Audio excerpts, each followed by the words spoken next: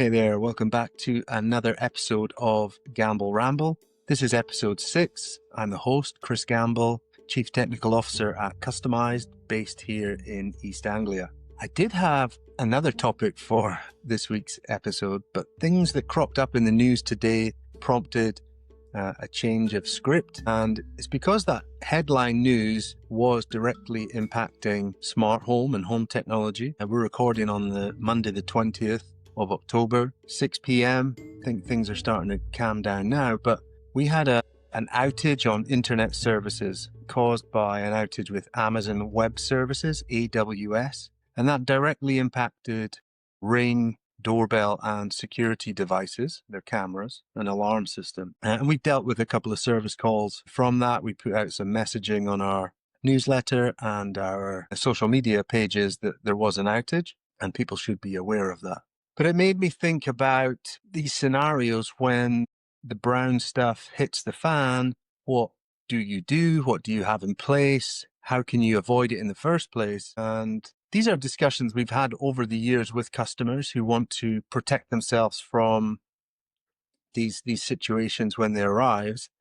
And there's some key areas where I think you should be covered in your home. So the big one's always power. People are concerned about if there's a power outage, a blackout, what's going to happen. If you've no preparation, like you might not have a home battery system with solar panels, power just will continue if you've got a good setup like that. It's worth checking that if you do have a battery, does it kick in and power the home, or is it used for different scenarios? Will it actually just power part of your home, or is it a lot of that for exporting? So definitely check if you've got a battery and solar system, will it run your home and the things that are essential to you when there is an outage on the power grid.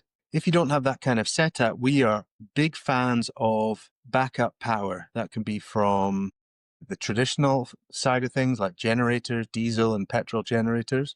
But a newer generation of backup power is now available with portable power stations. They're electric, they're ultra quiet. They maybe don't have the same output as a petrol or diesel generator, but they will power devices that are essential when you have no mains power. So it could be some medical equipment, it could be some communication equipment, it could be to charge mobile devices, it could be as a way of powering up some backup lighting, a small heat source possibly.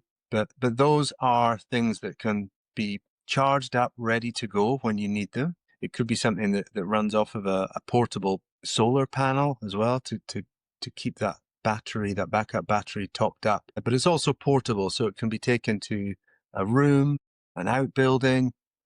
It can go to your vehicle. It could be taken to a neighbor's house that might be needing some backup power. So portable power stations, big favorite with us. And personally, this room that I'm in right now, an outbuilding, I wanted it to be off-grid and not connected to my home. We run it off solar panels and a portable power station, a backup battery. And that works all day. We have the power all day for what we need it for as a small office. The other asset that people are keen to have working all the time is internet. If there's an internet outage from the big internet providers like British Telecom, Virgin, Hyperoptic, Community Fibre, these kind of the main providers out there, if that cable is damaged or there's equipment miles away that's suffered from power outages and might not be directly impacting you power-wise, but the internet could go down. What's a backup for that? The obvious things that everybody's got is their mobile phone or a tablet with a SIM card. That's 4G and 5G cellular backup. So you could hotspot some devices to one phone or one tablet that's got a SIM card with some data. Our preference, again, for full internet coverage for your home is this could be a backup, but also as your main internet provider. We're big fans of Starlink and their satellite internet service.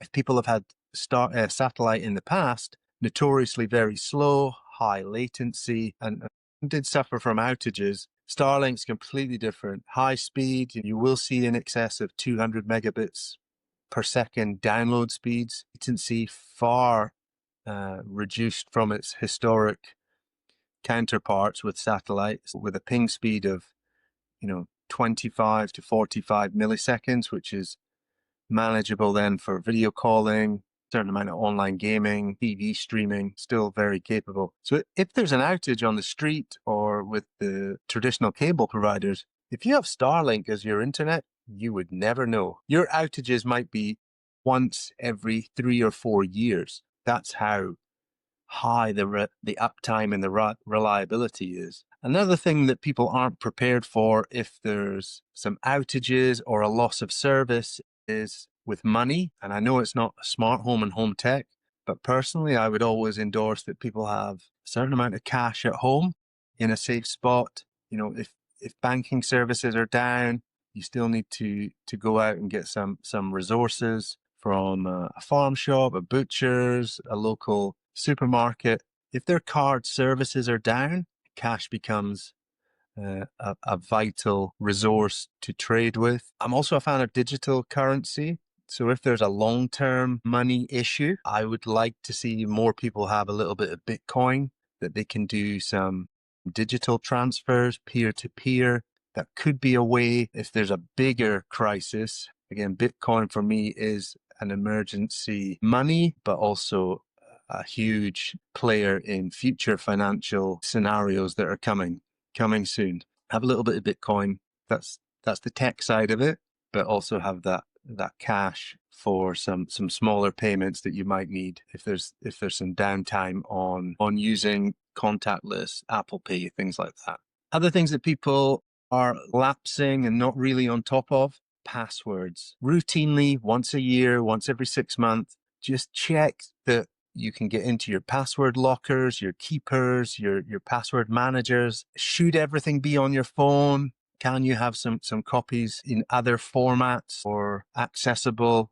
You might have a safe. Can you keep passwords in there? You might put some really valuable passwords. You might consider even putting them onto metal, onto steel, onto titanium. Sounds crazy, but if we relay it back to something like Bitcoin and you have your own wallet, I would highly recommend you have that passwords in a metal that's not going to suffer from fire or flood damage, if something's handwritten. But just in general, your passwords, amazing. When people change phones, change laptops, and they've not got the right backups. If you're not sure about these things, speak to your home tech pro, speak to somebody like Customized or an IT expert about how to manage your passwords, and also things like contacts. Have you got your contacts stored the right way? Have you got a backup of all those contacts? Many people don't, and then they feel like they're starting from scratch from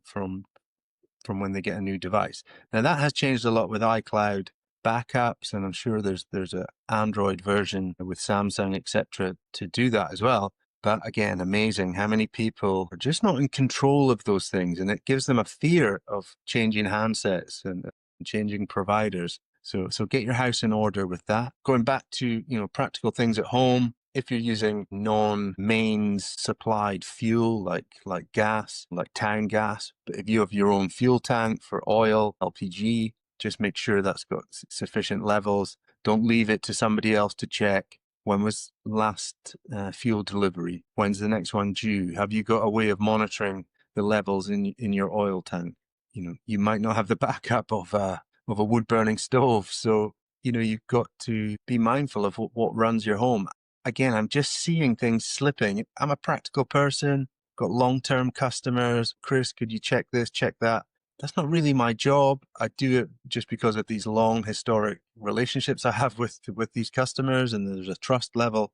But I try to pass on some practical knowledge to them because I see it slipping where they might have been on the ball in the past. I just see standards lowering, cybersecurity relaxed, home preparations relaxed, just expecting things to always work. Again, not to put this kind of doomer mindset on things, but we might see power outages. We might see internet outages. We might see financial interruptions and hiccups. Just be prepared. That's all we're saying. And then the last one, back on track with tech. Do you know how to open your gates manually if you have vehicle gates? Are you able to get access to your garage if the power's off and you can't get in the doors? What's your backup plan for that? Just be a little bit more prepared than you were before you listen to this episode of Gamble Ramble. If you have any questions, please leave them in the comments. We really appreciate the feedback we've had on these early episodes. If you want another podcast to listen to, highly endorse the Digital Ramble, which I'm a co-host of with JJ Cannon. It's a weekly podcast on all major podcast platforms. It's been much longer running than this one from myself. Go out there, find it. Got any questions, leave it in the comments. Bigger queries, get in touch, customised.uk.com or search for Customised on all major podcast platforms. Appreciate your time. Take care. Look after each other. Be prepared.